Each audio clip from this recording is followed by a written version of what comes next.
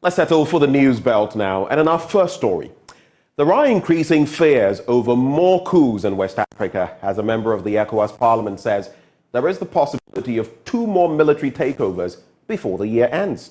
Emmanuel Bedzrah, who is also a member of Parliament for the Whole West constituency, says the prediction was made by experts during the sittings of the ECOWAS Parliament.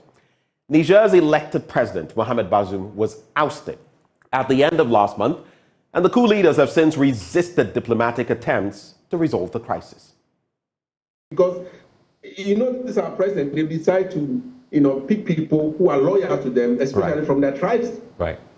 And he mentioned that, and it took me aback. And I said, well, it is because we are not including the military hierarchy in decision-making when it comes to political decision.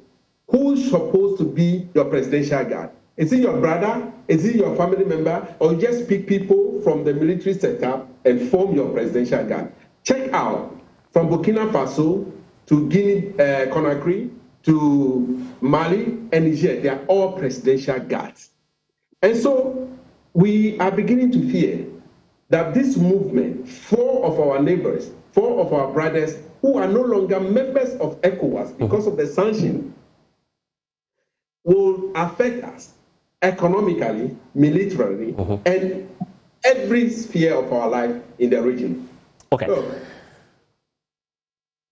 it is not today. It is in Niger, and from the analysis that giving us, we have 2 more to go before the end of this year. 2 more coup d'etats to be witnessed. Yes, 2 coup d'etats to go, and that should be a worrying trend to all of us.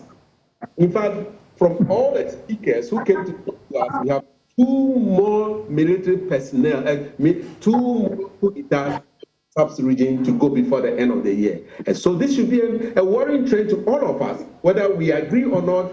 We had it last year, Abuja, and it has happened. And now they have predicted that there will be 2 more. Okay.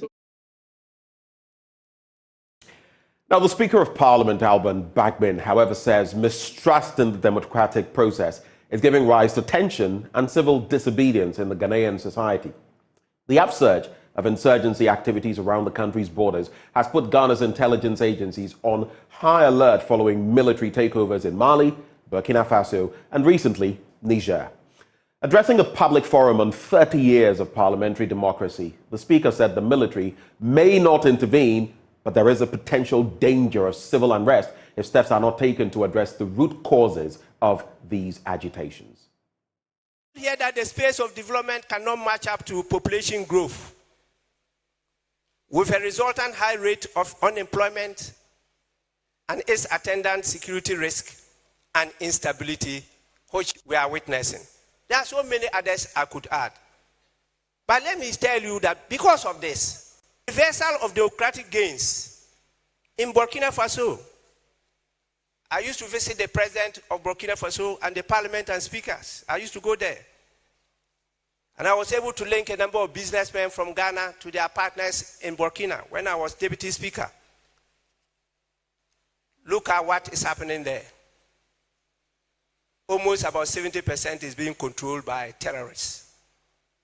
So they run the schools, they run the health sector, they do everything there. No government is there. Mali, Guinea, and Niger, these are not palatable narrative for the profile of our sub-region. It's as a result of this that the trust and confidence that voters had in democracy have been trumped. And that is why some of the earlier speakers said some people are preferring military rule to the democracy we are practicing. But even the military men and women, well, in military you don't have women, you have only men, they themselves don't want to intervene because the cost to the military is immeasurable. They kill each other more than they kill the civilians because of the distrust, the injection of disunity among the personnel of the security agencies. So even after they return to constitutional rule, they keep on killing each other. It takes time to settle down. So they know the cost now. They are not interested. What we should be afraid of is civil disobedience and civil revolution. Now, the national coordinator of the African Continental Free Trade Agreement, Dr. Farid Arthur, has disclosed that AfTA is working with other stakeholders to create a framework to reduce the many barriers across the country to aid the free movement for business. He said one of the national policy framework talks of trade facilitation, and that component looks at the removal of non-tariff barriers to address the issues of these numerous barriers. AfTA has begun some awareness creation to get businesses understand the need to take advantage of this business opportunity. So far, the coordinating office has held 9 regional conferences and stakeholder engagement on the implementation of the African Continental Free Trade Agreement. Speaking on the sidelines of the conference in Tamale, the national coordinator, Dr. Farid Arthur, said they were working to reduce the barriers on the road, but also mindful of the country's security. The trade facilitation component looks at the issues of removal or rationalization of non-tariff barriers. Some of these barriers are necessary. You know the issues about security and other things in the region. But some of them obviously can be managed.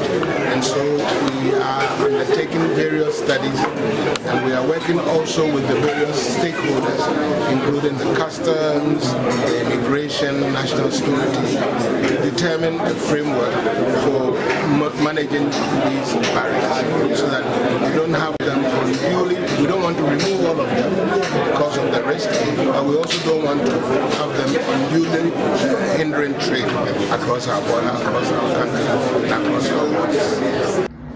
He said the northern region has an advantage when it comes to agro-processing. Agro-processing is a strong area for the northern region. Already we know the production of rice and other things. Here is a good base.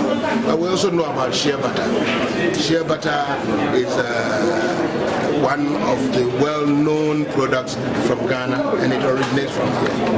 However, the threat that the presenter pointed out is real. This cutting of shea trees and other things. If we do not have a specific program to nurture the production of shea butter, we could lose that advantage. And Senior Advisor Monetary and Evaluation Alhaji Yakubu Yusuf on his part said are working to help move the country from an import country base to a production one. So there are a lot of things that are happening, a lot of changes that are being made. All that the government of Ghana is doing is to make sure that we increase the capacities of the local manufacturers so that they can add value, so that they can increase production, so that the goods will be available in the market. Do you understand? So that if you have the availability of the products in the market, they can become cheaper, and we consume our own goods. Nigeria have been able to consume made in Nigeria rice. Why can't we also do something to consume made in? So gradually, we are trying to shift our attention from 100% imported products to products that are locally made. The Northern Regional Minister, Shani Alhassan Shaibu, called on MMDAs and the various institutions to develop logical support frameworks for these businesses. I urge you, in this respect, to deliberate on the issues before you with a strategic focus on coming up with actionable recommendations that will derive the development of micro, small and medium enterprises across the northern regions, taking into consideration our natural endowments. I also call on MMDs and other institutions to put in place the needed institutional and logistical support frameworks to ensure that we collectively reap the full benefits from the implementation of the AfTA area agreement. Now, as part of its conscious effort towards bringing to the doorstep of the consumer a platform where various issues bordering on service delivery of the regulated utilities and appropriate responses to ensure satisfaction for consumers of water and electricity, the Bono Regional Office of the PURC held its maiden Water and Energy Forum in the Techiman municipality of the Bono East region. Regional Manager of the PURC, Patrick Entry, charged service providers, particularly the Ghana Water Company Limited, to enhance its educational campaigns to help instill confidence among its clients. Anas Sabit has more in this report. Utilities Regulatory Commission, as part of its efforts towards enhancing transparency and interest in its work, as well as promote knowledge and expertise sharing, held its maiden Water and Energy Forum for experts to profess solutions to regulatory challenges. The forum, held in the Techiman municipality of the Bono East region, also provided a platform for consumers to ask questions relating to the mode of operations of the Ghana Water Limited and the Northern Electricity Distribution Company. Patrick Entry is the regional manager of the PURC. We thought it wise to make sure that we bring over here the main utility that provides them with those services, which is Ghana Water Company Limited. So what we did was, for our third quarter theme, we named it PURC is Here.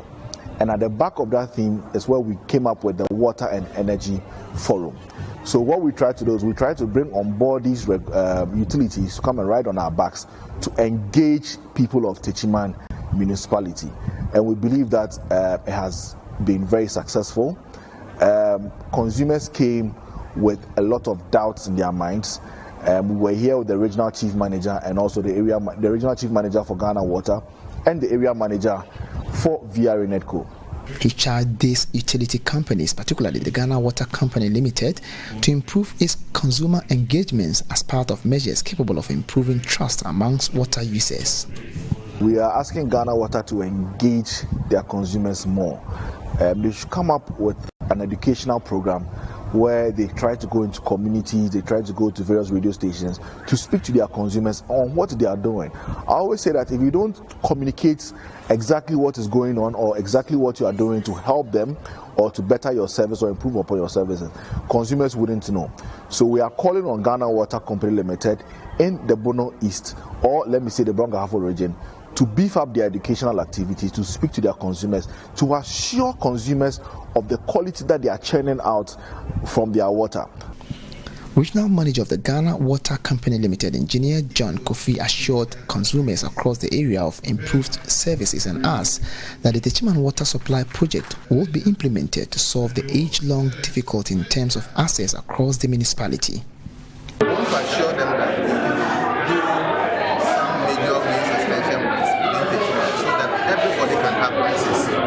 We also want to assure them that the Techiman Water Supply Project will come on definitely, if not this year, possibly next year, that one will come. And when that one comes on, the entire Techiman municipality will have access. Representative of the Northern Electricity Distribution Company, Nklenyi Beleman, highlighted the effects of power theft to the operations of NETCO and charged the public to report such characters to the company for handsome rewards. The person who reports power theft is highly protected because we are not naive to divulge such a person's identity to the public. We handle it professionally. And what the person gets, one, the person gets self-fulfillment because a citizen is cheating the country. And for that matter, it behoves on us as citizens to protect the nation's assets. And also what we have as a utility for people who give us this information, we have a token for them at the end of the day that we pay to them. Anas Sabit, Joy News, Techiman. Various speakers at the Upper West Region's Women's Forum have called for justice for the 12 minors who are alleged to have been sexually assaulted by a 35-year-old alleged pedophile in the Wa municipality of the Upper West Region. According to them, swift and decisive action on the case will serve as a deterrent for others. The alleged pedophile, Rashid Ahmed Anata, was remanded into police custody in Wa last Monday and will reappear at the court on Monday, August the 14th. Joy News' Upper West Regional correspondent Rafiq Salam reports from Wa. Speaking at the Upper West Region's Women Forum, senior lecturer in sociology and gender studies at the Simon D. Dondombo University of Business and Integrated Development Studies, SDDU-based Dr. Constance Awumpaka Akurugu noted that gender-based violence is widespread across all countries in the world, and Ghana is no exception. Narrowing the situation to the Upper West region, Dr. Awumpaka averred that the situation is worse due to the patriarchal nature of the society, who sometimes silence women from talking about the abuses they go through. Women are often seen as inferior, subordinate to men, and gender-based violence is all situated within this context of the cultural norms that are receptive, that are so tolerant of abuse, forced marriage, widowhood marriage, rape, and economic violence, various kinds of violence that we can think of, emotional, that women go through. And also we live in a context where it is seen as a taboo to talk about issues like gender-based violence, which are often seen as private matters or matters that belong to just the domestic space. She waded into the issue of 35-year-old alleged pedophile Rashid Ahmed Anata, who is being remanded into police custody and accused of sexual assault on 12 minors. She called on the powers that be to bring him to justice in order to serve as a deterrent for others. They may not be high and mighty in society, they may not have voices, but we are their voices, and I'm using this opportunity to appeal to all the people who matter in this case to ensure that justice is done and that the judgment is very soon, so that these girls at least will see that justice has been done, so that also people in our region who think that it is okay to take advantage of unsuspecting girls and to violate them, deny them of their innocence and childhood, will see that our region does not have tolerance for sexual violence. A view shared by the Upper West Regional Director of the Department of Gender, Children and Social Protection, Charity Baturi. The law enforcement agencies are on his case. Once it's in court, we allow the experts in the court to do what is right. We are counting on justice for these innocent children, and we know we'll one day look back and be happy that we fought for the voiceless and we did what was right when we needed to do it, because the future depends on this generation. What would it benefit you and I if we watch on for their lives to be destroyed? The Upper West Region's Women's Forum was organized by Network for Women's Fight, NetRight, in partnership with Noble Care Foundation. Focal person for NetRight and lecturer at SDDU-based Jane Frances Lobnebe noted that the biggest challenge faced by women in their region is having access to capital, and which she will want the government to take a serious look at in order to better their lives. A lot of women, if you look, when the economy is in crisis, it's women who suffer the most.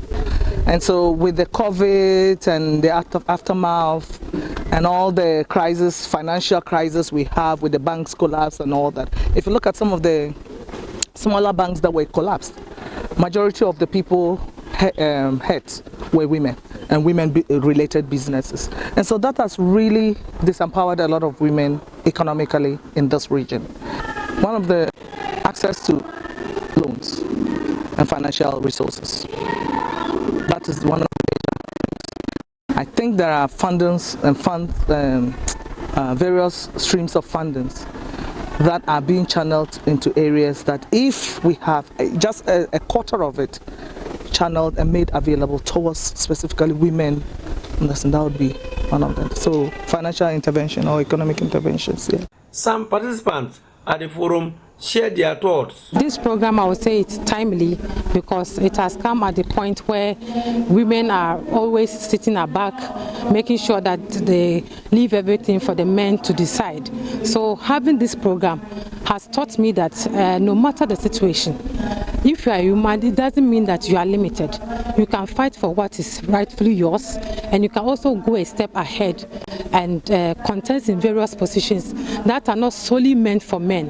But I heading a girls model, this workshop will not only be beneficial to me, but of course, whatever I'm going to take home from this place will be impacted on the girls, because our goal is that the girls should speak up.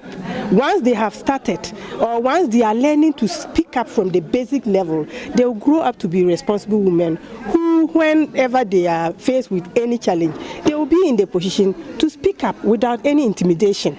Reporting for Joy News, Rafik Salam. Wow.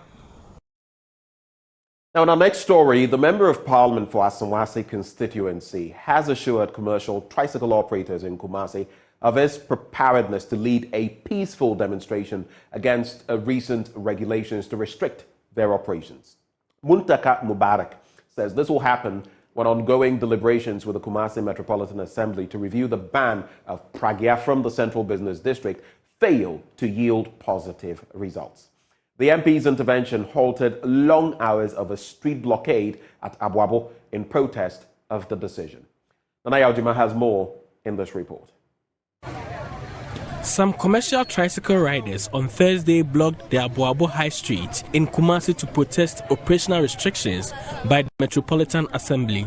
Motorists and commuters were left stranded in traffic as leaders of Zongo communities attempted to restore order. The riders have been facing off KMA since the decongestion exercise in the Central Business District of the city kicked in last week. It took the intervention of the Member of Parliament, Muntaka Mubarak, to clear the protesters from the streets. The MP, who agrees there is need for the city to be decongested, believes bylaws should be enacted to regulate activities of the riders. Muntaka Mubarak has since called on riders to exercise restraint as his office leads deliberations with the KMA.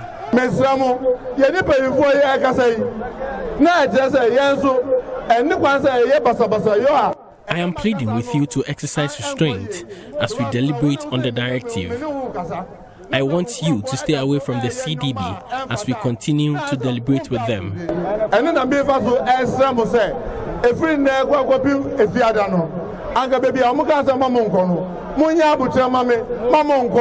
On Monday, I will come back to you and give you the resolutions from the meetings we'll be having with them.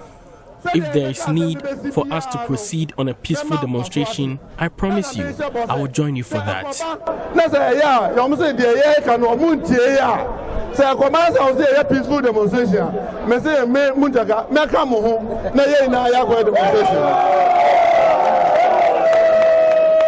The MP is pushing for legalization of commercial tricycles to enhance regulation and expand business opportunities for the youth. We cannot continue to be like ostriches and pretend that they don't exist without proper regulation. So I think that if the government is dragging its feet in trying to amend the law, because it is when you legalize it that you take the opportunity to streamline how it is used. I mean, it is almost everywhere in West Africa.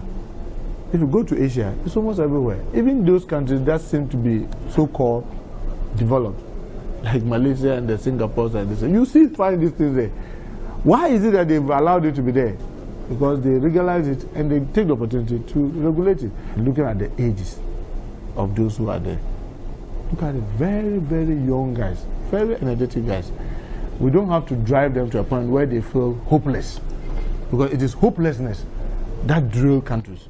Meanwhile, the riders have resolved to halt the agitations and restrain themselves from plying the CBD. Public Relations Officer for the Praga Okada Drivers Association, Al Asbat Al Hassan Sidi, reveals preparedness to help city authorities enforce the regulations. We will try to go back to try engaging the Kumasi Metropolitan Assembly Authority on how they will carry their exercise. As they said, they will continue up to Friday. So since now we have advised our people not to go to those areas, so I think we have to go to them and assist them so that at least we won't hear any, we arrest this person, to extend it to amount to any chaos or any brutality anymore. For Joy News, Nana Yaojima reporting.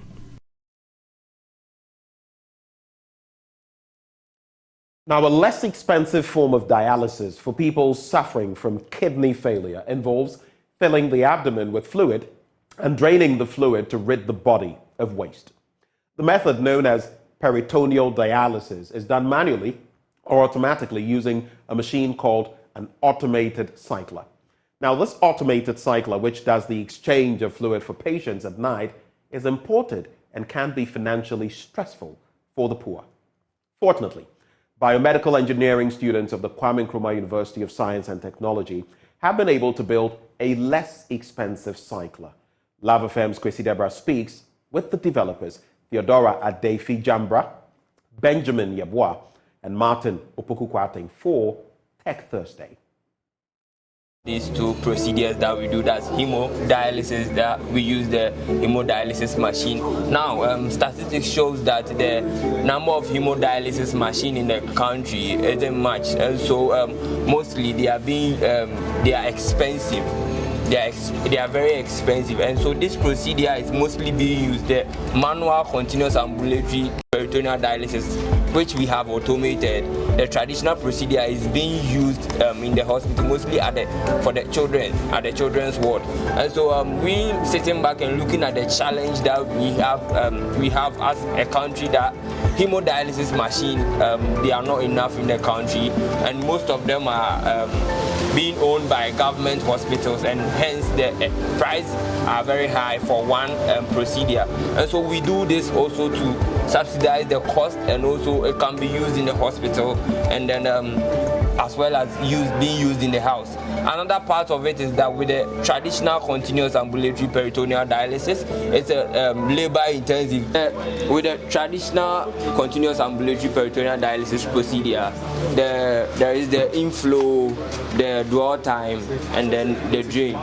Okay, so with the inflow, the mechanism that they employ is gravity, where they hang the dialysate bag on an IV pole, and then they open the channel for it to flow into the peritoneum cavity.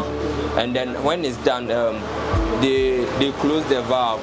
That's manually done. They switch the valve for a dwell time, which depends on the peritoneum cavity of the patient. So it can go from 30 minutes to an hour or more, 5 hours. Okay, so with this procedure, we didn't want to change the identity of it, so we kept some part of the traditional continuous ambulatory peritoneal dialysis, and we automated other parts. So the parts that we kept is the inflow part, where we use the gravity. So here you hang your dialysate bag, as my colleague is using. This is our dialysate bag for practical purposes. So you hang it, and then you allow for an inflow. So here we are performing the rinse. Okay, so as we pass through the dialysate from the dialysate bag, there is a motor in here. For the normal one, we use for the traditional one, we use gravity for the drain. But here we are employing a pump. So as you can see, as the water goes in here, it is being drained out here by the pump in the machine, which in turn speeds up the whole process. And it's safe because the normal pressure that's not going to affect the cavity of the human being is 10.3 kilopascal, and we calibrated our water pump in there with this value, so it's safe to use. So as and when the drain is done, you hear a buzzer indicating that it's done. Then the valve switches to a different procedure. This is the rinse, so then it goes to an inflow. And it's on that scientific and innovative note that we cap off the news this morning. But stay with us, a lot more action coming your way via the news review. We'll be right back.